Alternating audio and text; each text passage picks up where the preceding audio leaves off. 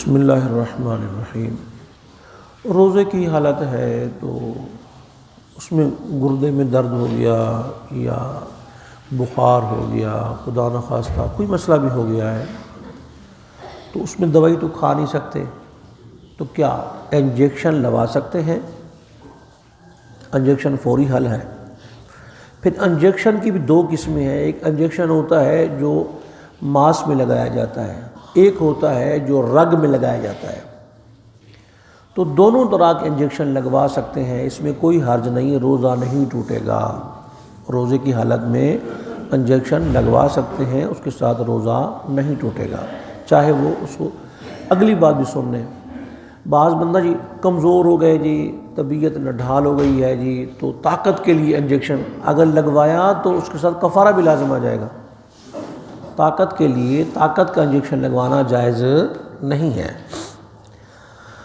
روزے کی صورت میں اگر خون دینا چاہیں کسی کو تو کیا دے سکتے ہیں؟ جی بالکل دے سکتے ہیں، لیکن ایسا نہ ہو کہ کمزور ہو جائیں، روزہ توڑنا پڑ جائے آپ کو۔ آپ عموماً دیکھ لیں عام صورت حال میں جب نارمل ہوتے ہیں، کہیں بھی کوئی کسی کو خون دیتا ہے تو اس کے بعد اسے جوس، دودھ، کوئی بھی خوراک کھانی پڑتی ہے، ورنہ کمزور ہو جاتا ہے۔ اب روزے کی صورت ہے، اس نے خون دے دیا تو اپنا روزہ توڑ بیٹھے فائدہ کیا؟ روزے کی صورت میں شوگر وغیرہ ٹیسٹ کروائی جا سکتی ہے، کوئی اس میں حرج نہیں ہے، روزے پہ کوئی اس پر اثر نہیں ہے، کروا سکتے ہیں۔ روزے کی صورت میں منجن لگانا، پیسٹ، تو اگر منجن اور پیسٹ احتیاط سے لگایا جائے کہ حلق کے اندر اس کا اثر نہ جائے پھر تو ٹھیک ہے، لیکن آپ کر کے دیکھ لیں کبھی بھی پیسٹ جس وقت آپ کریں گے فوراً زبان پہ چڑھتی ہے، پیسٹ زبان پہ چڑھنے کے بعد گلے میں چلی جائے گی، اثر چلا گیا، روزہ ٹوٹ جائے گا، تو اس سے پرہیز کریں۔ سب سے بہترین چیز مسواک ہے، اس کو استعمال کریں۔ اگر دیکھتے ہیں کہ مسواک ہمارے گھر میں نہیں ہے تو خالی برش استعمال کر لیں، اس میں کون سی حرج ہے؟ برش بھی نہیں پڑا ہوا تو انگلی کے ساتھ اسلام کہتا ہے تب بھی وہ کوئی اس میں حرج نہیں ہے۔ اذان کے فوری بعد ہمارے ہاں اور ٹی وی پر بھی ایسے کرتے ہیں، اذان ہوتی ہے تو اذان کے فوری بعد جو ہے وہ دعا کرتے ہیں، دعا کے بعد درود شریف پڑھتے ہیں۔ یہ بات خلاف سنت ہے۔ سنت یہ ہے کہ اذان کے فوراً بعد درود شریف پڑھنا چاہیے، اس کے بعد جو ہے دعا مانگنی چاہیے، کیونکہ سرکار نے فرمایا اذا اذن المؤذن فقولوا مثل ما يقول المؤذن ثم صلوا علی، جب مؤذن اذان دے جیسے اذان دیتا ہے اس کا جواب دو، پھر میری ذات پہ درود شریف پڑھو، پھر دعا مانگو، پھر دعا مانگو۔ تیسرا مسئلہ جی کہ 3 وقتوں کے اندر کوئی نماز بھی جائز نہیں۔ جس وقت سورج نکل رہا ہو، جس وقت سورج سر پہ ہو، جس کو آپ زوال کا وقت کہتے ہیں، جس وقت سورج ڈوب رہا ہو، 3 وقتوں کے اندر کوئی نماز بھی ادا نہیں کر سکتے۔ لیکن اس میں 2 چیزیں مستثنیٰ ہیں، 2 چیزیں۔ ایک جنازہ، چاہے ڈوبتے وقت آ جائے فوری پڑھو، چاہے سورج نکلتے وقت آ جائے فوری پڑھو، سورج سر پہ ہے فوری پڑھو۔ جنازہ فوری پڑھنا ہے، جنازے میں لیٹ نہیں ہے، جنازے میں لیٹ نہیں ہے، جنازہ ہو جائے گا۔ اب اتنی بات میں پوچھنا چاہتا ہوں، اگر اسلام کہتا ہے سورج ڈوبنے کا انتظار بھی نہ کرو، جنازہ پڑھ لو، تو یہ جو ہم میت کو سرد خانے میں جا کے رکھ دیتے ہیں، کتنی اذیت والی بات ہے۔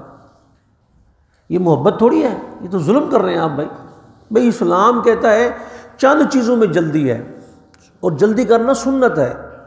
ایک فرمایا کہ جب بچہ جوان ہو جائے فوراً شادی کر دو، اس میں جلدی کرنا سنت ہے۔ مہمان آ جائے اس کو فوراً کھانا کھلاؤ۔ قرض آپ نے ادا کرنا ہے تو فوراً قرض ادا کر دو۔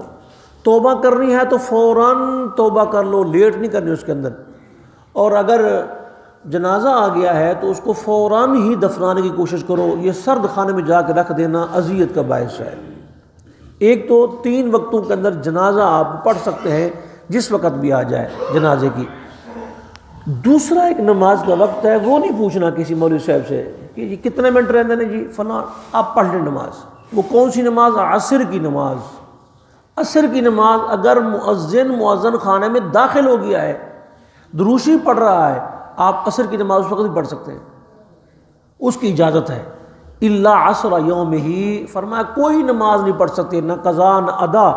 آج کے دن کی عصر اگر آپ کی رہتی ہے اور اتنا ٹائم ہو گیا کہ سورج ڈوب گیا ہے اور مؤذن خانے میں داخل ہو گیا ہے، دروشی پڑھ رہے ہیں، 5 منٹ کے بعد اذان ہے، آپ پڑھ لیں، اس دن کی عصر کی اجازت ہے۔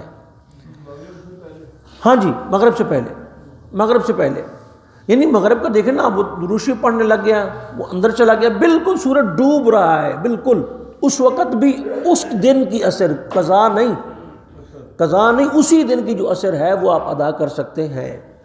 2 وقت ایسے ہیں جس کے اندر آپ 2 وقتوں کے اندر نوافل نہیں پڑھ سکتے، اور ہم نے کیا بنایا ہوا ہے جی، کوئی سجدہ ہی نہیں کر سکتے۔ وہ کون سے؟ جب سحری کا وقت ہو جائے، سحری کا وقت ہو گیا، سحری کا وقت ختم ہونے کے بعد سے لے کر سورج نکلنے تک، سحری ختم ہوئی سورج نکلنے تک اذان نہیں، اذان بے شک نہ ہو، سحری کا وقت ختم ہو گیا تو نوافل کا وقت ختم ہو گیا۔ اب سورج نکلنے تک آپ جو ہے صرف نفل نہیں پڑھ سکتے، قضا نماز پڑھ سکتے ہیں۔ سجدہ تلاوت آ گیا، اس کو آپ کر سکتے ہیں، اس میں کوئی حرج نہیں ہے۔ اسی طرح عصر کی جب نماز ہو جائے، وہاں سے لے کر سورج ڈوبنے تک آپ نفل نہیں پڑھ سکتے، سجدہ تلاوت بھی کر سکتے ہیں، اس میں کوئی حرج نہیں ہے، قضا نماز بھی پڑھ سکتے ہیں۔ رب العالمین عمل کی توفیق عطا